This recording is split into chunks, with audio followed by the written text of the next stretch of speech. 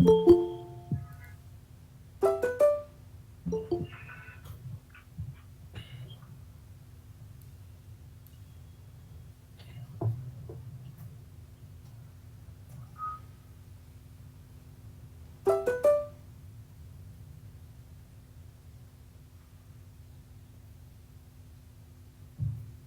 shall we start so that let people keep joining Yeah, yes, whenever? I mean, we're going to take some minutes before, anyways. Yes, I guess. Yes. Cool afternoon, everybody. Right, so a very warm welcome to all of you, and let me introduce myself. I am Meeta Sabnis, and I am with Apptware as a senior project leader, and I have been with them since a couple of years now. This is Apptware's one of the attempt to kind of share the knowledge that we have within ourselves, as well as to an extent that we could, invite speakers from outside to make sure that this knowledge is passed on and is beneficial to everyone else, right? So we did one webinar on design a couple of months back, and this is our second technical webinar, and we are very lucky and honored to have renowned people from the industry who have been able to bless us with the knowledge, expertise, and skills, and more so their experience with technology, right? So Apptware is basically a software product and services company, and we are based out of Pune. But since we have a hybrid model of working, our workforce is scattered around India, and that I think that has been one of the binding force for all of us, that we have varied people working for us from different parts of the country. Right? So I will not really take much of time. Let me introduce you to Prajwal. He's our senior data scientist at Apptware, and he's going to be the host for the evening. And I'll request him to take over, and let's all enjoy this wonderful session that Prajwal, Mahavir, and the team has planned for us. And I look forward to kind of, I hope you enjoy it, and we look forward to your full-hearted participation. So, Prajwal, the floor is all open for you, and you can take it up. yeah. So good afternoon, everyone, and thanks, Smita, for the oral introduction about the Apptware. And I will quickly go through about today's webinar agenda first. Uh, so what we'll be discussing today is like first of all I'll introduce our speaker, Mr. Mahesh Jadhav. Then he will be throwing some light on the AI and the impact of cloud technologies on AI. Then we'll be having question and answer session. So we will enable the chat session. So if anyone has any doubt, they can ping into the chat group, and we will take their questions. After that, our CEO, Mr. Harish Rogle, he will address, and at the end, Mahavir will convey this vote of thanks. So today we have distinguished and special guest, Mr. Mahesh. He is IIT-ISB alumni. He is a data science leader. He provides various database solutions across the verticals using machine learning, deep learning, artificial intelligence related, natural languages processing, and cloud technology related technologies. Apart from that, he is having around 14 years of rich experience into the industry. He is also providing high impact, cost effective solutions to the various organizations. He is keenly interested into reducing how we can reduce the cost of the overall project, and he also throws lights on various innovations. Apart from that, he is an adjunct faculty at renowned institutes like right from the Upgrad, then IMS Pro, then Scalar, and other institutions as well, like Digital Vidya as well. He is not only certified in single cloud, he has wide experience in all the cloud technologies, right from the Amazon Web Services, AWS, then Google Cloud, Azure. He has certified in all of these cloud providers. Apart from that, he has mentored and guided various aspirants who are into this field, and they wanted. He has also helped them to excel into their career. Without much taking time, I will hand over to Mr. Mahesh so that he can more interact with the people. Uh, Mahesh. Thanks, Prajwal, and thanks, Smita, for your kind and generous introduction. So let's get started. Let me share my screen.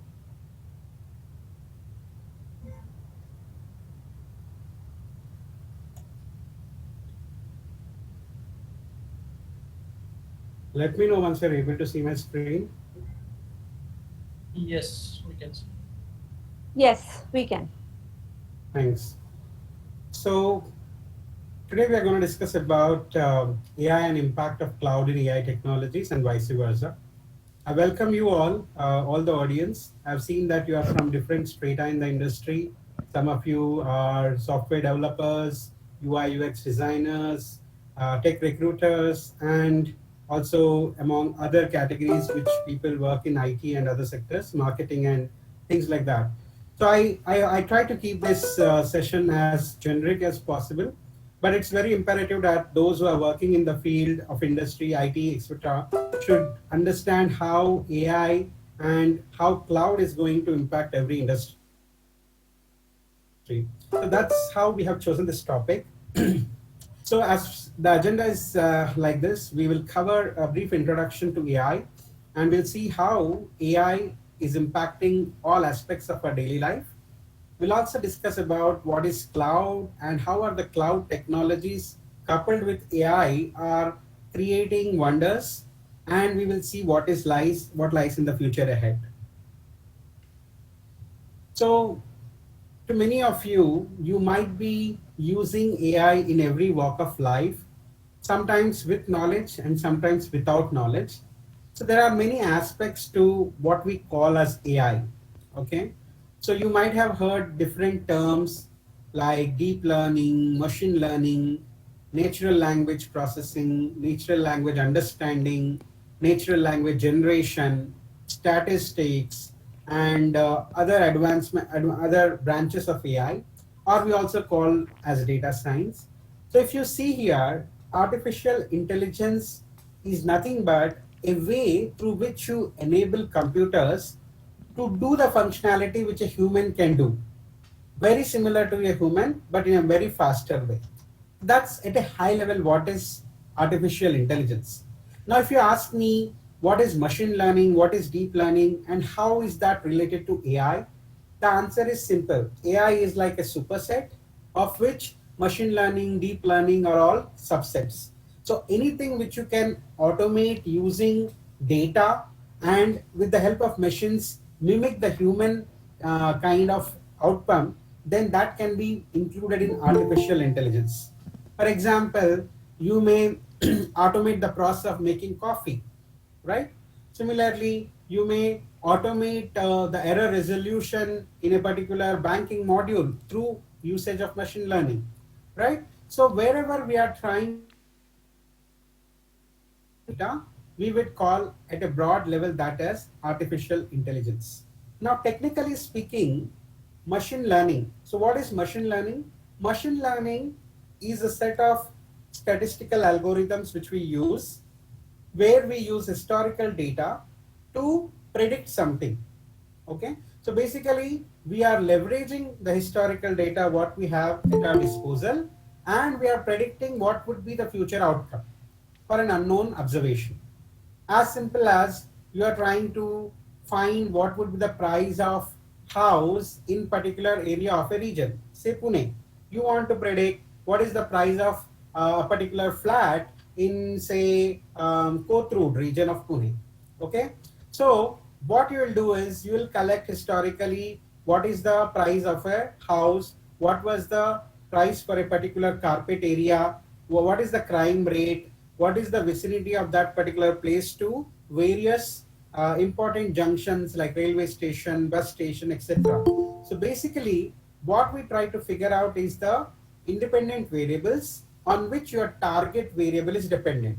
Now, in this case, the independent variables are all the variables which I spoke of, like carpet area, crime rate in the area, vicinity to important parts of the city, and the connectivity, and the number of bedrooms, etc. So all these independent variables together help you in predicting a dependent variable, that is the price of the flat.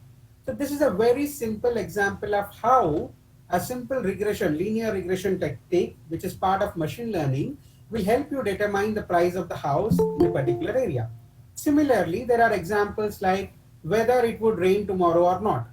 Now, there will be various factors which will help the atmosphere department to understand whether tomorrow it will rain or not. It could be humidity, it could be the factors like the flow of winds. So similarly, there are many other cases in industries where you can say whether an event will happen or not, depending upon the historical data. So behind all this new names which you are hearing like machine learning, deep learning, AI, lies the basic principle of statistics. So based upon the statistics, we are building machine learning. Now, once we understand machine learning and the algorithms related to that, a subset of machine learning is nothing but deep learning, wherein we have huge amounts of data, which could be structured or unstructured, and where we try to use artificial neural networks. For example, the way our brain functions is through our dendrites, right? So similarly, neural networks are very similar in operation to the functions of the brain. The entire deep learning is created on the premise to mimic the way our brain functions. So using a set of neural networks, when we train our models with huge amounts of data, we will be able to predict much better, much deeper, but unfortunately, the explanation of outcome is something like a black box in deep learning. So therefore, wherever you see that you require explanation of the outcome, preferably we go for simpler models like linear regression, logistic regression, etc. And wherever we are more concerned about the outcome but not the explanation of the outcome, then we go for deep learning. Now together, machine learning, deep learning, NLP, all put together are helping in automating certain things. It could be intelligent automation. For example, I was working on a project where straight through processing of a trade fails because of some missing variables or improper values in that variable.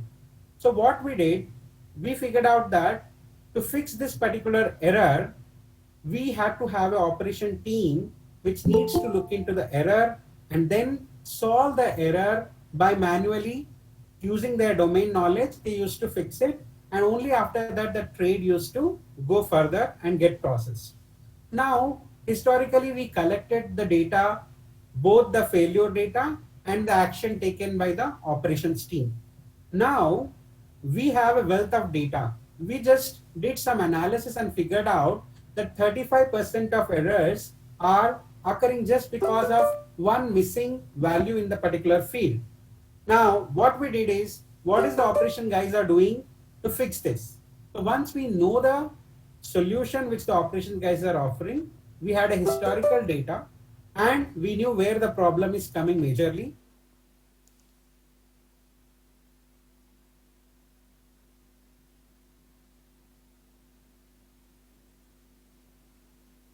That this particular algorithm should be able to predict our business entity, which is nothing but a field which we were discussing that was missing and that was not proper. So earlier 35% of our operation team's efforts were being spent on a problem which we were able to solve using an algorithm. So that means we have almost saved 8 full-time employees worth of time, so that these people can focus on much more better things than what can be achieved by just solving similar kind of errors. So repeatedly when something happens, if we can find a pattern in that and we can train an algorithm, that can be solved using machine learning. So this was one example which I just quoted, but there are many applications of AI, ML, DL which we are seeing in our day-to-day lives. For example, you are using smartphones. How many of you use face detection? I'm sure many of you use your fingerprint reader, your Facebook face detection, etc. Right? So how is this possible? It is possible because behind the scenes there is an algorithm which is trying to match your face to the things which is captured while it was registering your face or your finger, right? Similarly, there is a lot of video analytics happening. So you might have seen that these days traffic challans are sent to your mobile number. So a lot of companies, they are carrying, they are, I mean, the traffic police is also recording the footage of important circles where people violate traffic rules. So they are able to figure out, they are able to detect the number plate from the video. So all this is possible because of advanced machine learning and deep learning techniques. Then you are seeing recommendations of friends, recommendations of videos, recommendations of products to be bought on Amazon, Flipkart, social media platforms are clearly using techniques related to AI, ML, and DL, right? Similarly, if you go to banking and finance sector, fraud detection, anomaly detection, these are various use cases. Apart from this, there's a lot of NLP based data extraction which is happening using ML and DL. And you might have also heard about autonomous vehicles, self-driving cars. So in California, they have already started experimenting with self-driving cars. So these are based upon computer vision, which you would be learning when you learn in depth about deep learning. So this is based upon, through sensors, they collect the data, and then the computer vision modules decide what action to be taken. Similarly, these days you might have seen smart homes which detect your presence and accordingly lighten up the mood, or accordingly they will light particular areas of your home. So these are just very few examples. Every sector, whether you take agriculture, manufacturing, IT, or whether you take climate change. So there are so many things which you can do using AI, ML, and DL in your day-to-day life. Now, small distance, we need to understand what is the difference. As I quoted earlier, machine learning is when computer models learn by experience via spotting patterns and trends in data, right? AI is a superset wherein you try to automate everything which is manual and try to bring it to the accuracy which a human do, right? So that is what we call as AI. So we have seen that there are deep learning techniques, there are techniques like machine learning and even statistics. So depending upon the problem at our hand, we need to decide which particular technique we would be applying.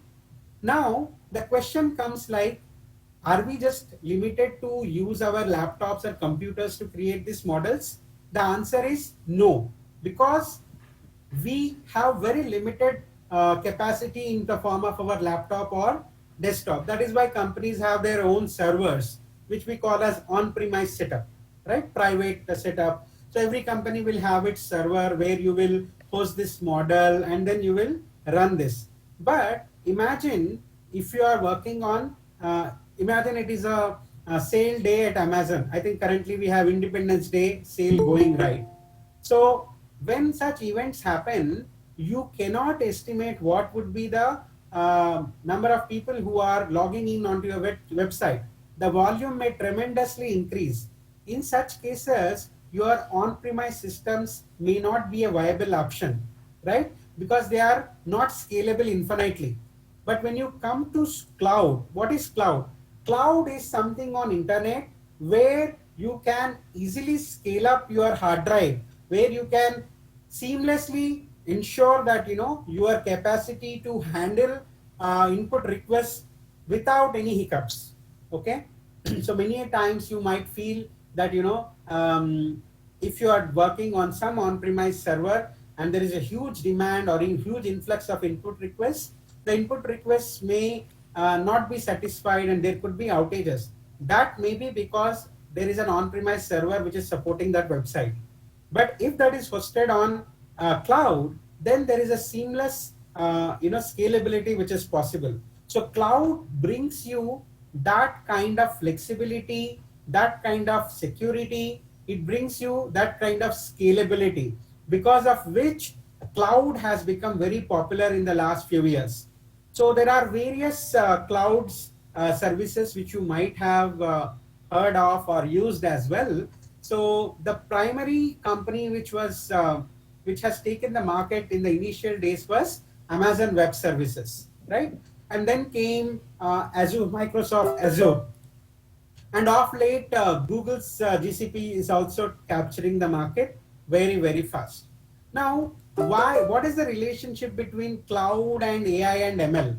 I mean, Cloud is basically a place where you can scale your systems, where you can offer seamless access to resources like virtual machines and computing capacity and things like that. So how is cloud related to AI and ML? So that might be a question which you will get.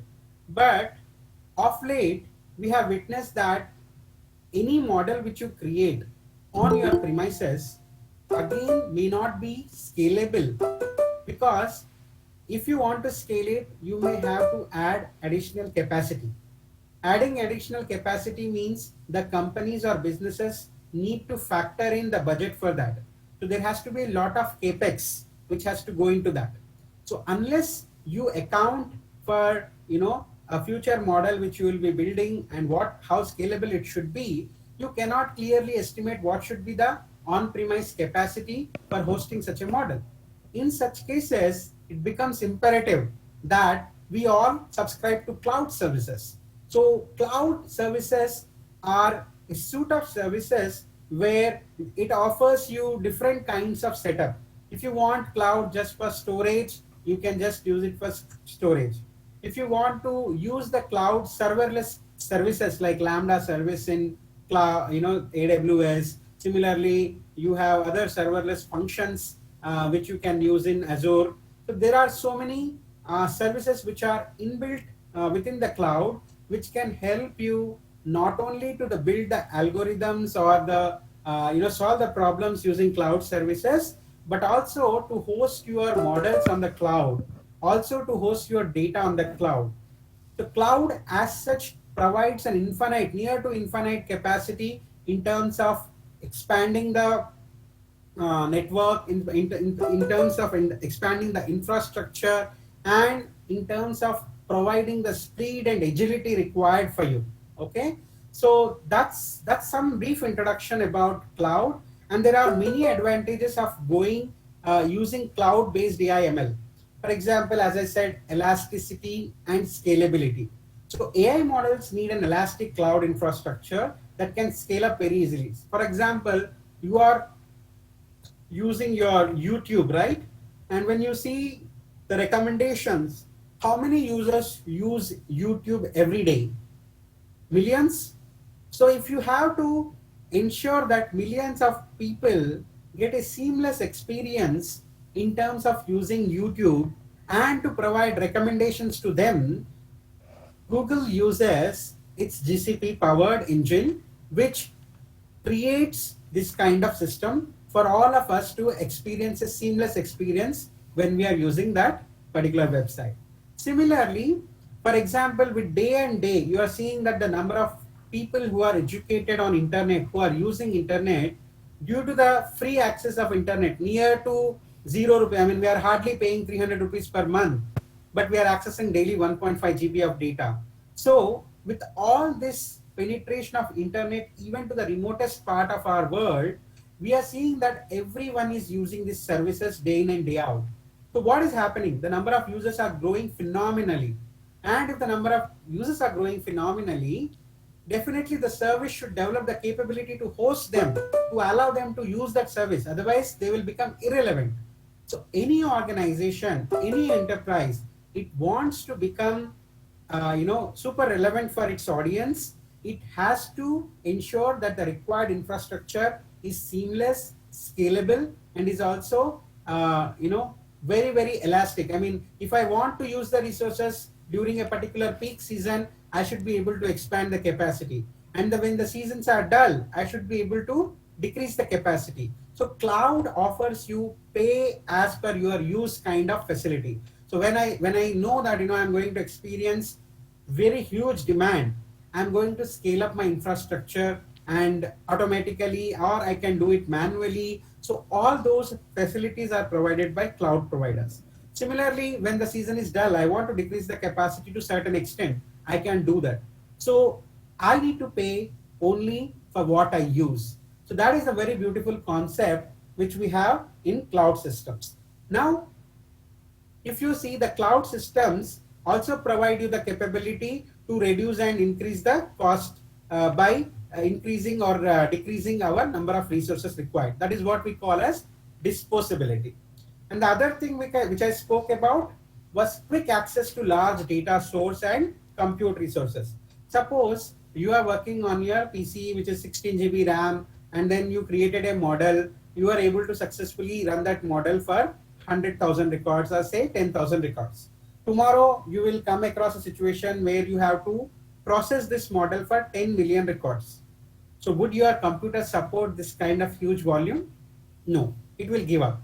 So what you will do, you will add additional capacity, probably you will add few more resources, and then you will try to scale up. But there is a limit to how much you can scale up. A company cannot keep on buying servers because there will be maintenance cost associated with it. There could be cloud down, there could be on-premise server downtime, right? So these cloud services ensure that you have access to infinite resources with nearly 99.999% availability. Okay, almost 100% availability. So that is the beauty of having our large enterprise-based cloud models, and that will help you in ensuring that your model is always up and running and there are no technical issues. So that's the way you can control how you can make your model indispensable, and also how to get that customer seamless experience that can be achieved through your cloud services. Next is these cloud services also provide a host of services which are related to AI and ML. They have their own pre-built algorithms. They have services through which you can do data warehousing. For example, BigQuery on Google Cloud, and you have you also have Redshift, Amazon Redshift, and then you have Azure Synapse Analytics. There are so many services which are provided by these cloud providers, which helps you in data warehousing, which helps you in machine learning, AI, etc. And nowadays they have also integrated auto machine learning. So basically these cloud providers call that as democratizing AI and ML even for people who do not know how to code. So basically, if you don't know coding, but you know how to apply a given machine learning algorithm, you know the business use case for it, then you can simply go to this cloud provider, drag and drop the different controls on that particular auto ML service, and then create a model. Because behind the drag and drop, all the code is generated by these cloud providers. So there is lot of scope for everyone. Even a novice person can utilize these these facilities which are provided on the cloud, which is basically democratizing AI and ML. We are able to create models. For example, you are a strategy consultant and you promise your company of some project, database project. You want to check the feasibility. You immediately go drag and drop these controls and see how the existing data can be leveraged and how can outcome can be achieved. Then you can demonstrate to your customer saying this is possible, right? So then the scaling can be taken up by the data science and data engineering team. So this is how cloud provides you a greater flexibility. Similarly, just like cloud has an impact on how AI technologies are received by the audience, are received by the people, we also see AI also has its own role in ensuring that we run the cloud effectively. For example, using AI, you can create many benefits within the cloud. You can optimize the usage of resources. So behind some of the services within each of these clouds, they are using historical data to ensure that cost effectiveness can be achieved using AI and ML models behind the scenes. They also ensure enhanced data management, accelerated productivity, intelligent automation, deep actionable insights, increased security and reliability. These are some ways in which AI is going to help the cloud technologies or cloud services to ensure cost effectiveness, enhanced data management, accelerated productivity, intelligent automation, and many more things. So as I was saying, many cloud providers are providing services which are related to AI. This is just a glimpse of, as I was speaking, image recognition, right? So basically, when you throw an image to a particular model, it will be able to tell you what image is that, right? that is recognition image. So in Amazon, to do that, we have a service called as recognition image. Similarly, on Microsoft Azure, we have a computer vision as API. We also have a customer vision service, and there are many APIs which are basically helping us to do this. Similarly, on Google, we have Auto ML Vision, we have Vertex AI, right? Similarly, as I was telling about traffic use case. For traffic use case, we need video analytics. So in Amazon Web Services, we have recognition video, and from Microsoft Azure perspective, we have computer vision API. And similarly for Google, we have video intelligence API. Okay.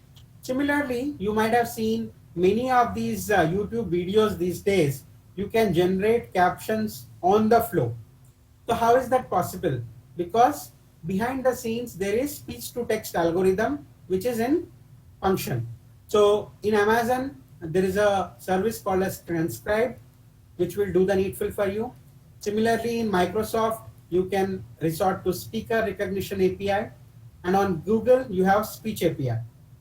Similarly, text to speech. So many of you might have seen the recent version of Outlook, right? It can read the email for you. So basically, you just have to click on the read my email button. It will read the text and it will help you hear it instead of you reading it, right? That is a very simple example where we see day-to-day life. Similarly, you are hearing Alexa, Siri. These are all various examples of how speech is being converted into text and then an action is being performed. So when you speak something to an Alexa or a Siri or a OK Google, what happens is they capture your voice, transcribe it to text, and then they will see what is the related information out there, and then they will give that outcome to you. So that's how the entire home secretary or personal secretary apps are being generated. So Alexa, Siri, whatever we are using, they are taking the actions on behalf of us. For example, you just say, please switch on the lights. So how are these lights are getting switched on? Because as a part of home improvement assets, you are buying things which are IoT enabled, which are connected to the cloud, and through that cloud, the instruction is being passed, and then that particular action is being taken. This is not magic. This is just technology which is empowered using AI and cloud. Okay, so that's what I was talking about when I was explaining about how cloud is transforming the entire future, and how AI is making things automated, helping people to focus on things which we can focus more when things can be automated using AI and ML. People can focus on something much better. So that is the entire goal of how AI is transforming the world. I'm sure every aspect of our life is being influenced by AI and cloud every day in and day out. And even our jobs are influenced by AI and cloud. Knowingly or unknowingly, we are seeing that every sector this day and night, we are seeing that it is being affected by AI and the impact of cloud. If you are not able to pick up these skills, or at least understand how these skills are functioning, you will be missing the train. So as I say, AI and cloud computing are revolutionizing businesses at every level. Okay, so if you can understand that AI is adding the Midas touch by combining forces with cloud computing when it comes to scaling business functionalities. You might create a very simple model, but that model will reach to its full potential customer. So as I want to put it, data is the driver. Data is something which I call as the gold of today's age.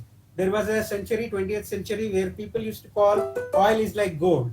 But today, any company, any firm which has tons of data and it is able to leverage that data to create, to take insights from the data and take decisions and create futuristic products, only that company is going to survive the race. So that is why data is the driver. And then I call AI is the differentiator.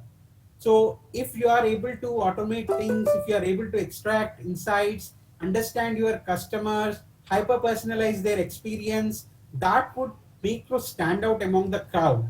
So for any firm, if they have the data, they are in a driver position. If they are AI, they would be able to differentiate themselves. And third thing is, it's not enough to have just data and AI, but you should ensure that your capabilities are scalable, your experience which you are offering to the clients or customers is seamless. Then you need to resort to cloud. That is why I call cloud is the enabler. So data is the driver, AI is the differentiator, and cloud is the enabler. If you can use all of these three things together, then definitely you can capture the market, you can capture good jobs, and you can also ensure that your customers are very, very happy and experience a very seamless experience with your service, with your platform, and your business will grow with leaps and bounds. So I think that's something which I wanted to discuss today. Any questions I would be happy to take. Over to you, Prajwal, Mahavir.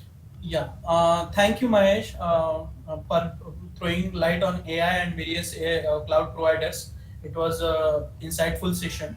So I am getting couple of questions. I would say number of questions I am getting. So some of the questions are very basic, and some of the questions related to cloud technology. I'll take very few of the questions as due to time constraint, but definitely all questions we will answers will be provided offline. So at the moment, there is one basic questions and asked by a couple of folks, is like, how to decide whether to go with the machine learning or deep learning. On what parameter one should decide whether we should go with the machine learning or a deep learning. Right, very good question. So, as I said during my session, using a proper technique for a problem is a key.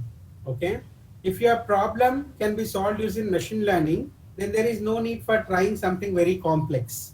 Okay, and as I said, wherever we require explainability of the model, we may still go with simpler models. For example, you want to analyze whether a given transaction is fraudulent or not, right? So in that case, if you want to give the regulator an explanation of why your model has, you know, predicted that particular transaction as fraud versus no fraud, you should be able to explain the model. So with deep learning, the explanation will become a bit challenging because there would be a lot of mathematical explanation which need to be provided. And often people who are business oriented may not like that kind of explanation. So in such cases, we should see if we can use simpler models like logistic regression, which is very, very simple to explain because you know what is the contributing factor, what is the percentage contribution by a given independent variable towards the target variable. So that kind of simplicity always remains our priority whenever we are solving business problems. So in short, I would say we should not be very much attached to any technique, but we should be trying to solve the problem in the simplest way possible and in the most accurate way. And for that, if it requires machine learning, we'll go for machine learning. If it requires deep learning, we'll go for deep learning. I hope that answers your question. Yes, yes, yes. It's pretty clear. So I'm getting a few more questions from the student side as well. So few of the students has also joined our session, and Sure. yeah. So when Pratyush is asking, as a student, I would like to know how to use cloud without worrying about the pricing. So how he should learn about the clouds, various cloud technology without worrying about the pricings. See, learning about cloud technologies do not cost you anything. There are host of videos, tons of videos on YouTube and other sites like Udemy where you will be able to learn about cloud. And for students, they also provide some $300 capacity of cloud usage free for initial some time period, maybe 6 months or 1 year. You can check that. So using that, you will be able to use the free cloud service and understand the various capabilities of cloud. So those are two places where you can easily learn about cloud and also try your hand at cloud. Mhm. Okay, thank you, Mahesh. So one of the question is like pertaining to our last slide, future of AI. So in your perspective, how AI would look like in next 10 years? and how will world really change using AI? So what is your take on this one? A very good question. Few years back, if any of you would have spoken about AI, that was spoken only in some research organizations. Now AI has become a word in every newspaper, right? So why? Why? Because there is huge adaptation to AI techniques, right from your smartphones to your daily products which you are using in your home. Because of IoT, AI, and cloud, AI has reached every home now, right? So the adaptability is increasing. There are various researches happening where people are using robots for household activities like cooking, cleaning, etc. So you will see intelligent helpers which will be in the form of robots which will be coming to your houses maybe in the future, not immediately, but you will see that that would be happening, right? Similarly, there are many fascinating things which are happening in the AI world, like self-driving cars. They are still a concept and it is being tried only in few areas, but I see that there will be a huge adoption to that also once there is regulatory things are approved and also people start following the rules and norms. Okay. Okay. Yeah. Thank you. So there is one more question from Ankush Savarkar. So he's saying like deep learning is a black box technique. So is it necessary to know all the mathematics and algorithms from the developer's perspective? So, in terms of job opportunities in interviews, sometimes people do ask how these algorithms run. Okay, so because only if you understand how the algorithm works, how the parameters and hyperparameters are being calculated, you would be able to tune the model only when you know that, right?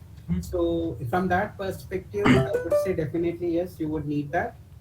Right. Okay, but if you're just a consumer and you just want to try out something and see how it works, right?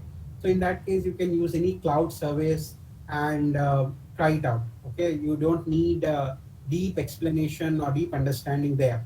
But yeah, if you're trying for a job and you are a person who need to explain things in deeper to an audience, and you are a data scientist who is going to tune it, then definitely you need it. Yeah. Thank you, Mahesh. So there are some questions like many of the questions were same related to this cloud one. So many of the folks are saying like we heard a lot about AWS, then GCP, then Azure, Snowflake. But as a beginner, from where to start and what resources should be used so that we will get a bit comfortable on the cloud as well. I think this is kind of repetitive question Yes. where we have heard, right? So the So beginning, yeah, we have YouTube videos from where you can understand about cloud and you yeah. can practice a bit on the free service which is offered by these cloud services for 1 year for students and learners. Yeah, and there is, I'll take only last one question. So, as a data scientist, we need to, train our model, deep learning or machine learning model, or in an iterative manner. As and when we, generate more data, and then we will do all the data and we'll retrain our model for, better accuracy. So those many times we need to use our cloud services, right? Cloud servers or services, whether it is a Amazon SageMaker or a GCP Vertex AI. So the how what should be the actions we need to take to reduce the cost of these clouds and the various services? Good point. So Yeah. basically, I would recommend doing POC on your laptop, and then once you are sure that you want to scale that model, then only go to cloud if cost is a constraint. Yes. Yes. And let's say the client keeps on changing the clouds with some from AWS to GCP or from GCP to Azure. So what are the preventive actions one has to take in such scenario? Can you repeat your question? Sorry. Yeah. So in terms of clients they keeps on changing these various cloud providers, right? From the AWS to GCP or GCP to Azure. So in such scenario, how we can tackle with this one? So basically, moving between clouds is something which your client has to take a call because they will pay for it. Okay. Okay. So there are many times it may happen that they will feel that one of the cloud services is very costly. For example, compare AWS versus GCP. So from a long-term perspective, some companies may want to migrate from one cloud to another. That is perfectly possible. And also there are scenarios where database migration from your on-premise to cloud is happening, right? So this is a very cost-conscious decision taken by the companies, and some very and also you will see that multi-cloud infrastructure is also being made available. So cloud is not just these days you cannot stick to one cloud. So you will find that companies are resorting to multi-cloud infrastructure or multi-cloud adoption in offering these services. Yeah. Thank you, Mahesh. I'm still getting lot many questions from various folks, but due to time constraint, we won't be able to take at this moment. But definitely, we will come back to each and everyone and answer those questions. Thank you, Mahesh, for those answers, valuable answers. I will ask Harish, who is our CEO, to have some thoughts on this. Hey Harish. Hey, thanks, Prajwal. Hi, Mahesh. Hello, everyone. So I sincerely hope that you have definitely enjoyed this session. I can see a good question answers happened on the chat, and overall, most young talent is more interested to understand how this AI will work. And we have also good young talent who has always such kind of questions that yes, AI is there. We are doing such AI good innovation in the on a company level as well. But how it will happen, or when we can get such kind of work to work on a real based project, right? So that's something we are somehow building that model where we can have some in-house POCs or some even products where we can get our juniors to work on. Thank you, Mahesh. Thank you for being our speaker today, and thank you for showing us how AI and the impact of cloud technologies in AI, right, can make a huge impact in the digital transformation journey. And overall, Apptware is definitely a focused company on cloud and AI, and that's where we are right now, like hiring best talent overall in India, as well as now we are looking for outside India as well, and we'll definitely be more focused on this one of the aspect of our overall technology. And thank you, everyone. Thank you for even joining this session. And thank you, organizer, for making this happen. I know you guys are very busy. You are handling big problems to solve. And thank you for finding your time and organizing this overall event. Thanks, Mahesh. Nice Uh, meeting you, Harish. Harish, right? Yeah, Yeah, it was great to connect with you all, and I hope everyone takes something from the session. definitely. I can see a lot of new insights even I learned. So definitely others might have learned much more. Thank you. Thank you, Harish, for your time and your thoughts on this one. So I would like to, hand over to Mahavir for the vote of thanks. I think Prajwal, we have 10 more minutes. So if you want to cover like couple of more questions or one more question, so we can do that. Sure. Okay. There is one more question. He's saying, how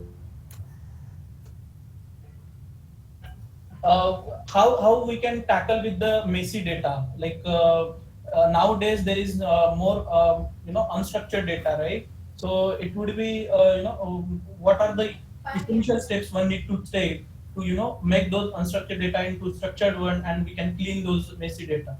So are there any sort of rules or something like that they wanted to know? When we speak about unstructured data, mostly we speak about text and images, right? So in order to handle text and images, there are various algorithms, and of course you need to do specific cleaning in order to ensure that these algorithms learn from that unstructured data. Okay, so it's a very deep module. I think it's very simple to say this, that there is specific technologies or specific kind of steps you need to take to solve these problems. We need to just explore them on Google. You will get a wealth of information about them. So, I mean, explaining all that in this call would not be, fitting in the time frame. Right. Yeah. Even Prajwal, I wanted to bring a couple of not questions, but more on kind of a discussion. Mahesh, so we have been discussing with a couple of customers. Just 1 hour before, I was talking to one of our customer, which is UK-based customer. They are trying to solve a really good problem where they're connecting with different IoT devices. They're capturing data from, for example, soil level data that they want to capture. They want to capture sea level water quality and maybe where flood can happen and such kind of a data, right? So they are connecting with different even government related systems. So they were more interested to see how we can solve their problem and make it more intelligent and automated, where maybe people can get certain AI enabled model where they can easily get certain warnings or like, yeah, hey, this in this area, like there might be a threat happen or some sorry, flooding happen and something like that, right? And you have to keep your family and everyone safe. So Right. have you ever thought about such kind of maybe a Yeah, models I that we can mean, build? closer to home, not exactly similar, but agriculture related research which I have witnessed is that companies through drones are capturing the growth of particular crops and able to identify through drone, they are able to capture very high resolution images of the crop, and through that they are able to detect what stage of infection each plant has. So what kind of repellent can be used, moth repellents, or there are different kinds of insects which basically harm the crops. So depending upon by doing a video surveillance, you should be able to know through what frequency you should be able to spray the insecticides or pesticides to these crops. So this level of research has been done. Only challenge is the cost. I think with many companies developing drones at lower costs, and also people becoming little tech savvy, would create a revolution in agriculture with respect to yield if they can use these models which we are generating through AI and computer vision and adapt them. I'm sure a lot of farmers would be benefited through this kind of exercise. So these are very close to heart problems which where we are seeing that AI is impacting directly to the way we call, right, roti kapda makan. So this is something which I would categorize as roti, right? Because Right. agriculture is the source of all existence. If we don't have food, we can't eat our coins or money or anything, right?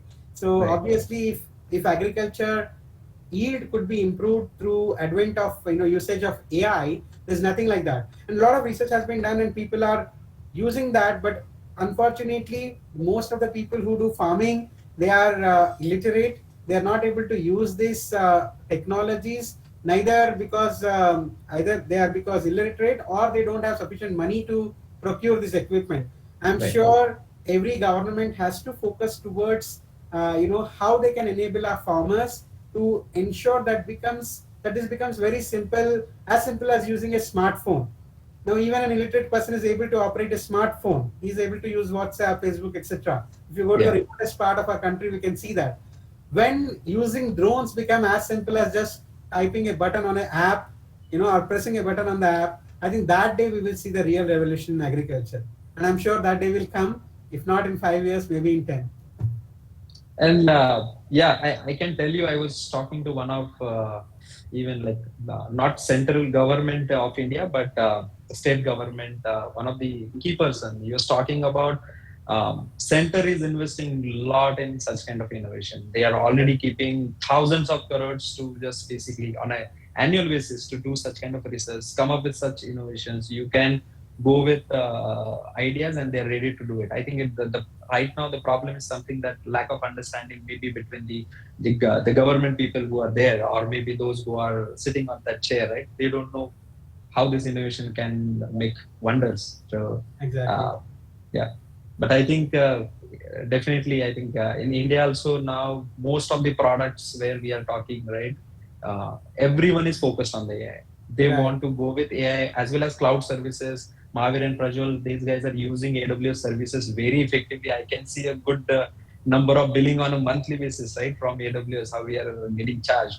But I see a value, and I think definitely AWS, Azure, even GCP can add a strong AI services, APIs, and other plugins as well. Yeah. Exactly. So in fact, recently I witnessed that digitization of land records is happening through image capturing through drones in villages in Maharashtra. So I mean, although I dwelled in different corners of India, my native village is somewhere in Parbhani district of Maharashtra. And recently they used markings on top of houses and lands to capture digitally the occupancy of the place by a particular Wow. person. So I'm sure slowly, but we are moving towards in that direction. Yeah.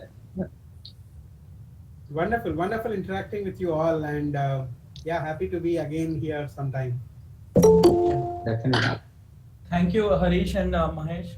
Uh, yeah, so Mahavi, you can continue.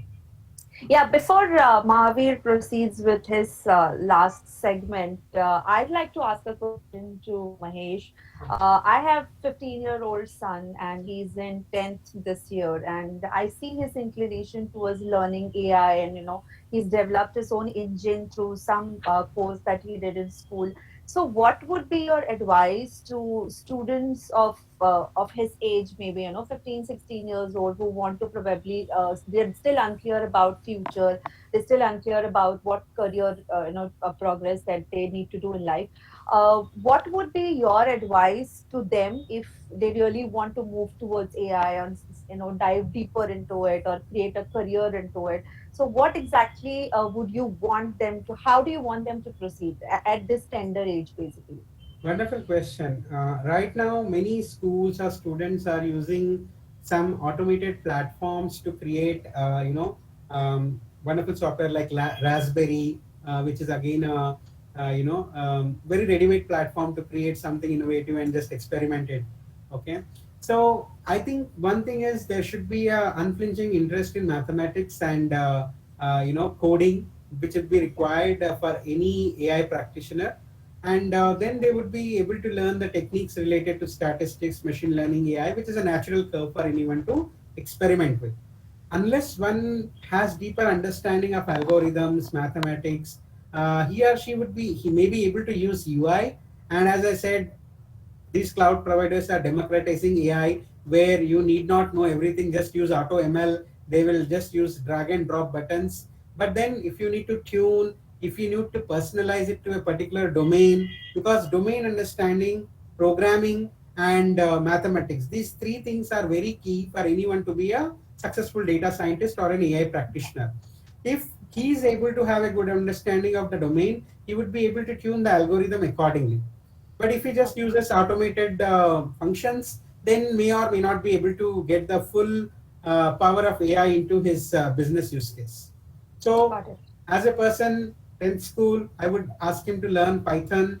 I would ask him to understand mathematics, especially linear algebra like matrix algebra and calculus. These two would be the focus areas along with Python programming. And then he can develop slowly the understanding of statistics and other algorithms. Awesome. I think this was very, very helpful information for, because as parents, we may not be from the same background, so coming it from someone like you is completely beneficial. Thank you. Thank you so much. Yeah, And Mahavir, I think. I agree with Mahesh. Like nowadays, all these cloud providers, they are putting a lot of funds on AutoML. They wanted to move from no code AI. They are moving to no code AI. So you just have to drag and drop, and you can perform all these things. So yeah, We thank are also building one of the product, yes. by the way. So Bita, you're part of it. Savant is also a no code platform where we are building, like you drag drop, you connect to HubSpot, you connect to Google Analytics, anything, fetch data, apply certain analytics and intelligence on top of it, and give a I better know. data to the data scientist or a data expertise person who wants to see the real value of it. And that too in a faster manner. Thank you, guys. Yeah. Yes. Yeah, Mahavir.